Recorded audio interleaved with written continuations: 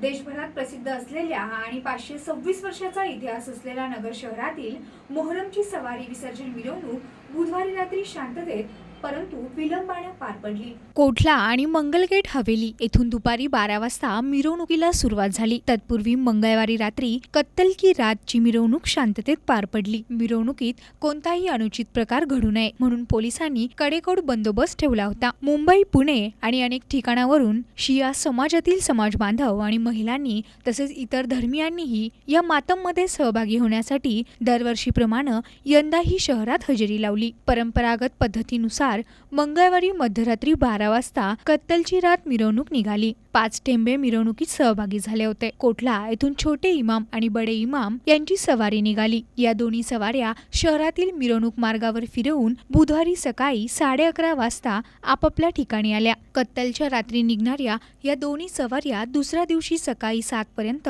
आपापल्या ठिकाणी येत असतात। मात्र यंदा या दोन्ही सवाऱ्या यायला उशीर झाला। छाती बडवत या हुसेनचा नारा देत मातब मिरवणूक शहरातील प्रमुख मार्गावरून कोठला भागात नेण्यात आली। मोहरम निमित्त अनेक भाविकांसह मुस्लिम बांधव कत्तलच्या रात्रीचा आणि विसर्जन मिरवणुकीचा रोजा करतात। हा रोजा सोडण्याची व्यवस्था शहरातील अनेक मशिदींमध्ये करण्यात येते। गेल्या काही वर्षापासून रोजा करणाऱ्या भाविकांची संख्याही वाढली आहे। विसर्जन मिरवणुकीत 4 शरबताच्या गाड्या आणि 2 ताजिया सहभागी झाले होते। विसर्जन मिरवणूक 12 इमाम कोठला मंगलगेट, पिंजार गल्ली, बुरुड गल्ली, पंचपीर चावडी, जुनी मनपा चौक, सफजल चौकातून कोर्टाच्या पाठीमागून दिल्ली दरवाजाकडे येते। 12 इमाम कोठला ट्रस्टचे मुख्य विश्वस्त बडे साहब जहागीरदार शकूर शेख, खलील शेख यांच्यासह मुजावर आणि सर्वधर्मीय समाज बांधव यावेळी मोठ्या संख्येने उपस्थित झाले होते।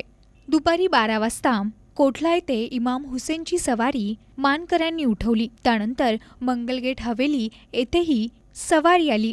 इमाम हुसेन, इमाम हसन या दोन्ही सवारांची भेट होते। मंगलगेट हवेलीत आल्यानंतर मिरवणुकीला सुरुवात होते।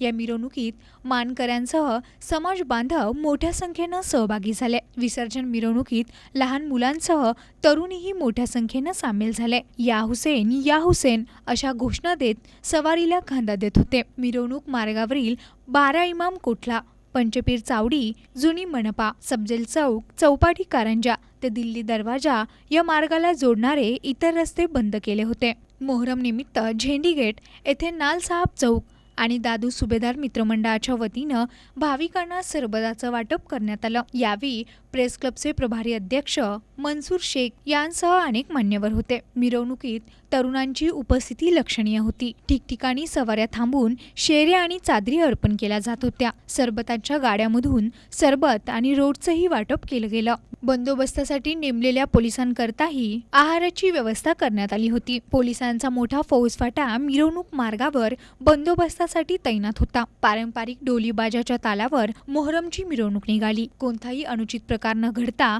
मिरवणूक शांततेत परंतु विलंबाने पार पडली। NTV news Ahmednagar.